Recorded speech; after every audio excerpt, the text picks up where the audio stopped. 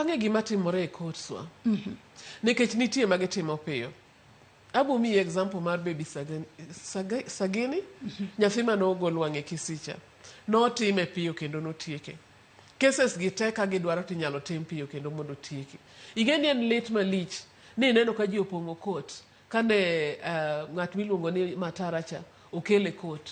Orwako suit obet mos kendo pod odwoke mandalo moko kendo idwa yware higni samoro miye nyaka bond owuotho oko ka. Ok ber kata matin. Ka ber to onego bed ni ging'e ni joka kamana kaka ne giseiko nyargi cha.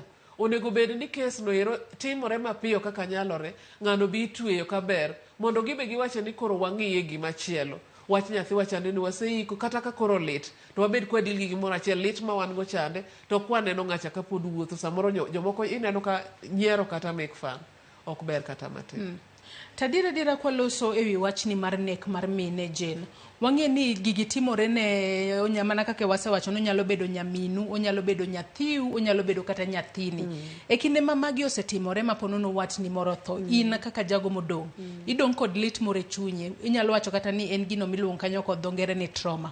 Gino manyalo miyo kata kaka idhi mbele kod ngimani nyalo bedo matek ahinya. Kwatiyo kod ranyisi nyadendi ma yande oneg